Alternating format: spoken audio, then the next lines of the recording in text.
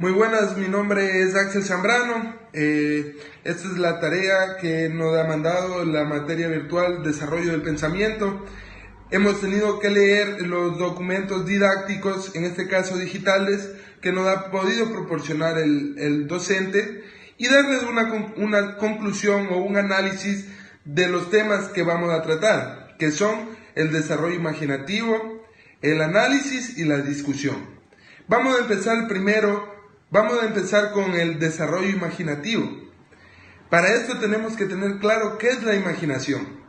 Según lo que hemos leído, la imaginación, y para ponerlo de un punto de vista más simple para que todos los podamos entender, debemos hacerlo con un ejemplo, el ejemplo de un cuento. Los cuentos tienen muchas cosas fantásticas, muchas cosas que en nuestra vida común no serían reales o normales, pero ahí parte la imaginación. Cuando nosotros le comenzamos a leer a un niño un cuento, cuando es pequeño, cuando en la escuela nos hacen leer relatos extraordinarios, leyendas, nuestra imaginación vuela. Nosotros pensamos o queremos ser como el protagonista de ese cuento. Lo mismo pasa en el desarrollo imaginativo.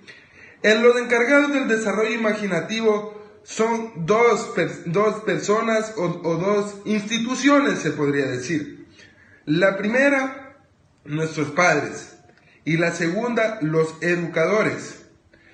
Ellos son los encargados de moldear nuestra imaginación, porque nosotros los humanos sin imaginación simplemente no seríamos nada. ¿Por qué digo esto? Cuando nosotros, nuestro primer contacto social es el contacto con nuestra familia, con nuestros padres, con nuestros hermanos, con nuestros primos, con nuestras madres. Nosotros, un ejemplo, para entender este caso, otra vez vamos a poner un ejemplo, sería, por ejemplo, nos vamos a jugar y estamos jugando a escondidas. Y nosotros nos tenemos que imaginar la forma de que ellos no nos encuentren.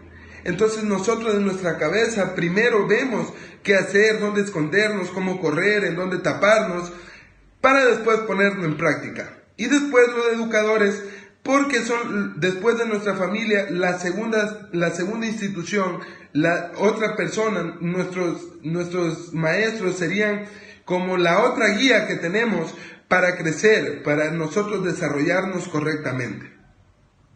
El desarrollo imaginativo, ¿a qué nos invita? Nos invita a pensar y también a reflexionar. Es la oportunidad que nosotros tenemos de superar dudas. Y el desarrollo imaginativo, lo que provoca es esa inmersión en el saber y en el descubrir. ¿Sí? El desarrollo imaginativo no solo será el espacio dedicado a los avances educativos o a compartir reflexiones. El desarrollo imaginativo nos va a servir para toda la vida. Cuando nosotros tengamos un problema, de plomería, y nosotros no podemos solucionarlo, pero en nuestra cabeza tenemos alguna vaga respuesta. Si lo ponemos en práctica, estaremos poniendo también en práctica el desarrollo imaginativo.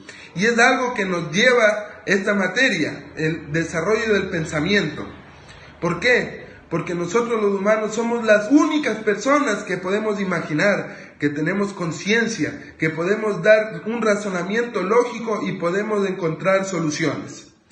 En cuanto al análisis y a la discusión, vamos a empezar con la discusión, porque es un tema más fácil y más sencillo de tratar. ¿Qué es la discusión? No es darnos gritos o vociferar palabras ofensivas. La discusión es un método investigativo, es un discurso, es una conversación, en la que se intercambian puntos de vista, potencias y críticas entre dos o más personas sobre un tema propuesto a debatir. A menudo los grupos poseen ideas o visiones contrapuestas. Y es aquí en la discusión donde nosotros vamos a encontrar las respuestas. Pongamos otro ejemplo. Unas personas están en contra de la homosexualidad y otro grupo están a favor de la homosexualidad. Entonces los encontramos en estos dos grupos y les invitamos a discutir ese tema. ¿Para qué? Para que se pueda llegar a una solución, ver los pros, los contras, ver alguna salida, para que ya no exista este choque entre estos dos grupos. Para eso sirve la discusión. Y el análisis, que es un poco más extenso, el análisis es, como ya lo dije, es una capacidad propia de nosotros los humanos. El análisis lo podemos dividir en muchas formas, en el texto está en muchas formas. En el análisis lógico, el análisis matemático, el análisis científico, el análisis, mucho de análisis, ¿sí? Pero ¿para qué nos va a servir el análisis? Pues el análisis nos va a servir para tener un estudio profundo de un sujeto, de un objeto o situación, con el fin de conocer sus fundamentos, sus bases y motivos de surgimiento. Bueno, yo lo he resumido y lo he intentado hacerlo más fácil y les voy a poner mi pensamiento, mi punto de vista y espero que lo compartan conmigo. El análisis yo lo he dividido en dos partes, un poco excluyendo las demás subdivisiones que hay. Lo he dividido en un análisis cuantitativo y un análisis cualitativo para poder estudiarlo. Cuantitativo, ¿qué nos quiere decir cuantitativo? Cuantitativo tiene que ver con los números, con las estadísticas, con las matemáticas. Y ahí se engloban varios de análisis que son el análisis matemático, lo que estamos viendo de las tabulaciones, el número de personas, el número de muestra, la cantidad de gente que padece alguna enfermedad, por ejemplo. Entonces el análisis engloba todo lo que tenga que ver con números, todo lo que nosotros podamos poner en un papel para un objeto, para una investigación. Lo que nosotros podamos poner en unas tablas matemáticas, en lo que podamos poner en porcentajes. Entonces todo eso es el análisis cuantitativo. Y lo cualitativo son las características, ya sería nosotros describir lo que ya hemos investigado. Por ejemplo, investigamos en algo cuantitativo sería a 20 personas. Y de esas 20, lo cualitativo sería decir, 5 personas miden 1,80, 5 personas son altas, 10 personas son gordas, 2 personas son negritas, 4 blancas. O sea, estaríamos dando las cualidades de la persona. ¿Qué cualidades? Hay un montón. Podemos decir, es una persona, hay varias personas inteligentes. Cualidades puede ser que es deportista, la forma de nutrirse, si tiene una nutrición buena o mala, si el lugar donde vive,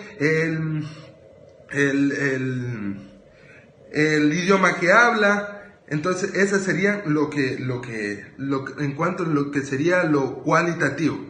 Y en lo cualitativo se englobaría lo que es el análisis lógico y muchas más subdivisiones. Pero estas dos no serían nada sin antes hacer un análisis general. Aquí es donde se divide en secciones la investigación, las cuales son aplicadas de acuerdo al campo en el que se desarrollen las ideas, ¿sí?